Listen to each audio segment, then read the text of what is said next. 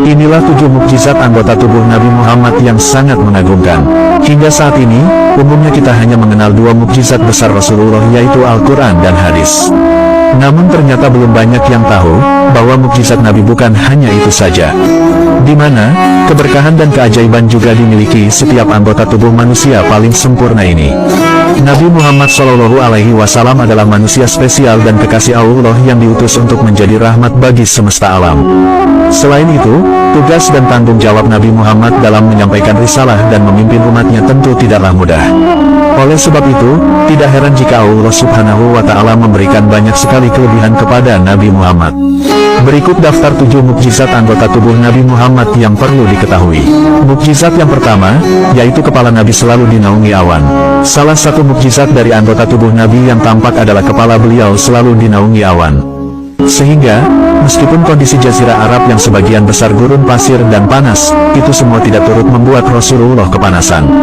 Ternyata, mukjizat ini sudah terjadi sejak Nabi masih kecil, yaitu sebelum masa kenabiannya dan setelah menjadi Nabi. Ketika kecilnya, Nabi pernah diajak oleh sang paman Abu Thalib pergi ke negeri Syam guna berdagang. Ketika di perjalanan, ternyata mereka bertemu seorang pendeta Kristen bernama Pendeta Buhairo yang mengenali ciri-ciri kenabian Nabi Muhammad. Salah satunya adalah, selalu dinaungi awan ketika Nabi Muhammad berjalan. Kisah ini sebagaimana diriwayatkan dalam hadis riwayat Tirmizi. Selain itu, hal ini juga terjadi ketika Nabi Muhammad sudah dewasa. Ketika Nabi Muhammad menjadi pedagang yang menjual barang-barang milik Khadijah, beliau ternyata diawasi oleh Maisarah yang ditugaskan untuk memata-matai Nabi dalam menjual dagangan Khadijah. Ternyata, Maisarah melihat bahwa Nabi selalu dinaungi oleh awan dan terhindar dari panas. Adapun mukjizat yang kedua, yaitu Nabi mampu melihat ke belakang seperti melihat ke depan. Dahulu, Nabi Muhammad SAW ternyata juga memiliki mukjizat pada mata beliau, yang mana beliau dapat melihat apa yang ada di belakang seperti halnya beliau melihat apa yang ada di depan tanpa membalikkan badannya. Dari Abu Hurairah bahwa Rasulullah bersabda, "Apakah kalian menyangka bahwa posisiku di sini dan di sini, demi Allah tidak terhalang dari penglihatanku ruku kalian ataupun sujud kalian. Sesungguhnya, aku dapat melihat apa yang ada di belakang punggungku." Hadis riwayat Bukhari dan Muslim. Adapun mukjizat yang ketiga, yaitu telinga Nabi mampu mendengar meski dalam kondisi tidur. Mukjizat lain pada anggota tubuh Nabi Muhammad adalah di telinganya, di mana beliau mampu mendengar meskipun dalam kondisi tidur. Adapun mukjizat yang keempat, yaitu ludah Nabi.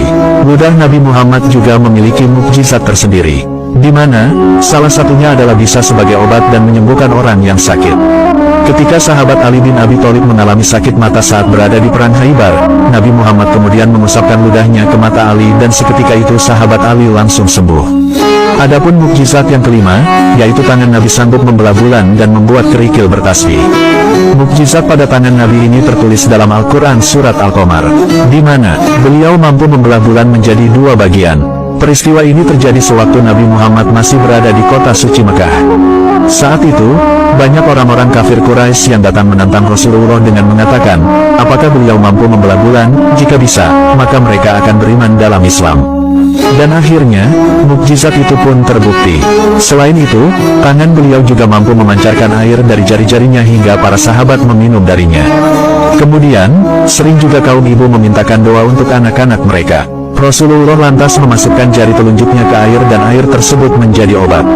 Pernah, dahulu ibu Abu Ayyub Al-Ansari yang buta dapat melihat kembali setelah diusap oleh tangan Rasulullah. Adapun mukjizat yang keenam, yaitu kaki Nabi. Dahulu, Jabir bin Abdullah Al-Ansari pernah mengeluh kepada Rasulullah bahwa air sumur di tempatnya tak bisa diminum, rasanya getir dan pahit. Kemudian, Nabi lantas meminta sebuah wadah dan mencuci kakinya di wadah tersebut.